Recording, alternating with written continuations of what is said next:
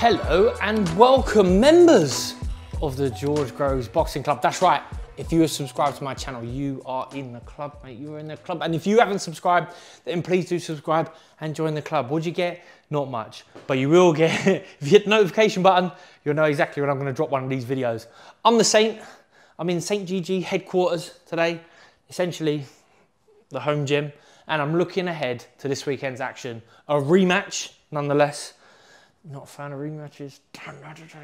Actually, I am a fan of rematches. As long as it's not me in the rematch, it's usually pretty good.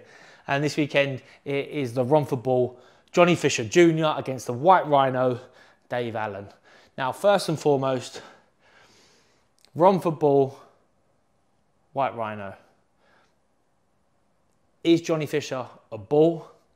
Is Dave Allen a White Rhino? Johnny Fisher, I think, I've thought about this a lot, and with my limited knowledge of bulls, I think he is a bull. He is a bull. You know, a highly intelligent character, highly intelligent animal, which, the bull that is, not Fisher. He is intelligent, but I'm not gonna, you know, yeah. Don't fuck with them. People do fuck with them. And there is a lot of swing and a miss with a bull, I've got to be honest. Like, they get tortured. I'm not a fan of that. I do not like that at all. They'll charge and you'll miss. But when they do get you, or in this social media era where we will see the reels, leave the bulls alone, because if you fuck with them, they'll fuck you up. That said, also, I've seen less of it. A White Rhino, is Dave Allen a White Rhino? He's definitely white. And from what I know, and it is limited information, limited knowledge of a rhino. Rhinos seem to me like, they're happy just meandering around, doing their own thing, nibble on a bit of vegetation, you know, they're just happy to be there. But then when you piss them off, they charge it and they do you. And that may be the same said for Dave Allen. Just stay out of his way, and he's happy, he's fine. He just wants to get on with his life. He's not fussed. But then you stick him in a hard fight, someone swinging punches at him, he's gonna cause you grief. Like, and that is almost what we saw the first time out in Saudi Arabia. I was there, I was lucky to see it. It was a great fight. It was a win, let's say. It was a win for Fisher, but a lot of people thought Allen should have won it. It was, for me, close fight. I think I had it 4-4 with a knockdown. I gave it to Allen. I am mates with, you know, Big John. Big John took me out for dinner out in Dubai, and both the son and the dad, junior and senior, are members of the George Grove Boxing Club because they've been on the show. So go back and listen to their podcast because it is brilliant. They're both really good guys, really good talkers. Right, so I'm not going to tell you what you already know, what you've already seen, right?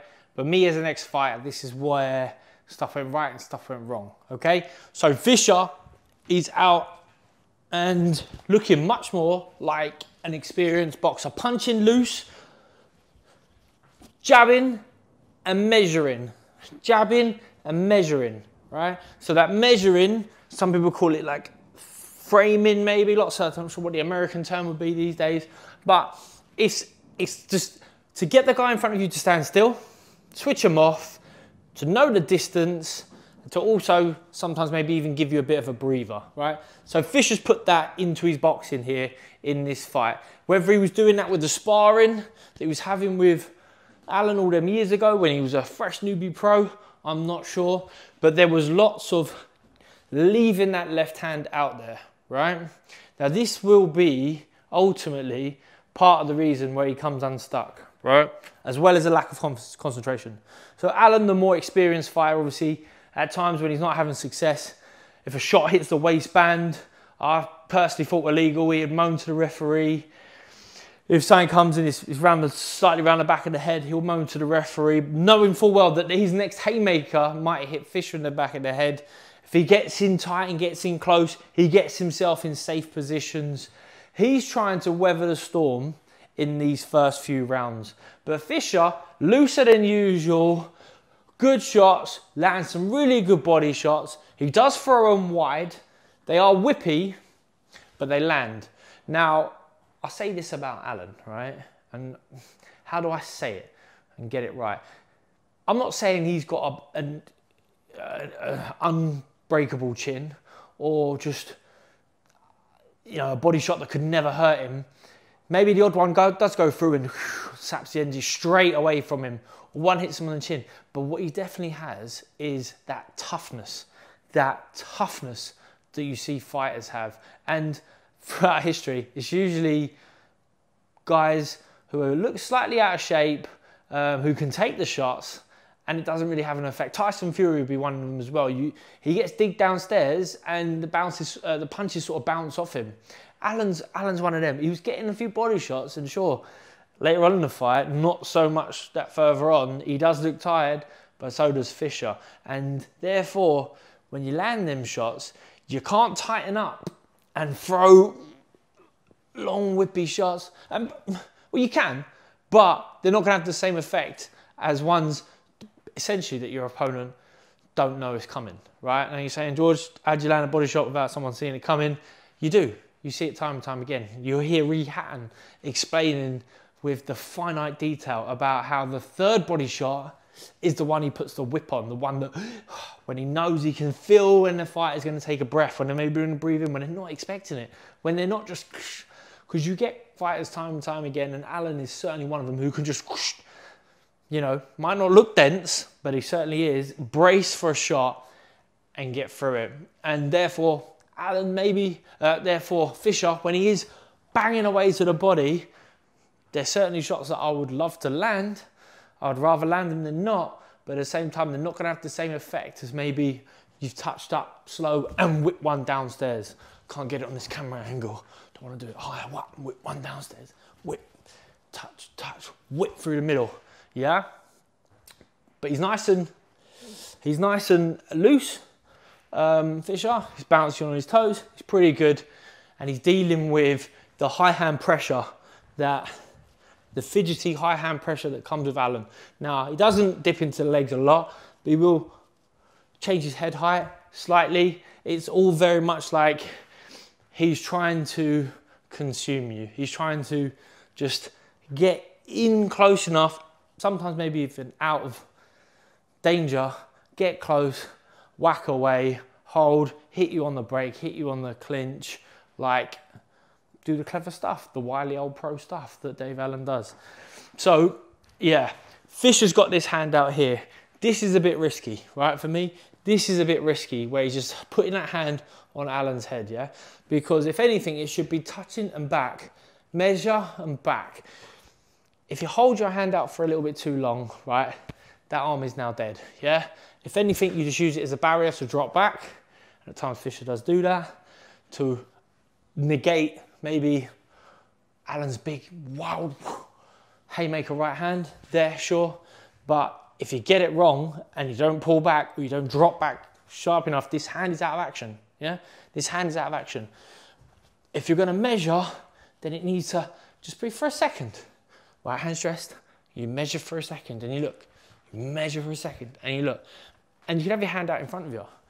You know, fighters have always taught, oh, you have your hand up or your hand down. Some fighters will even be taught a Joe Louis sort of L-shaped jab. Love that one as well. But why not just have it out here floating from time to time? It can be out, it can come back. It can come out, it can come back, it can come down. It can come up, it can move about. That was where Fisher came unstuck a little bit, in my opinion, in that first fight, where he left it there too long. Ultimately, it wasn't the problem that caused him to be in all sorts of bother in that fifth round. It was essentially he switched off.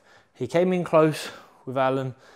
The referee says something. I don't know whether he was waiting for like a polite step back or whatnot. Allen crunches him and then he's in all sorts of bother.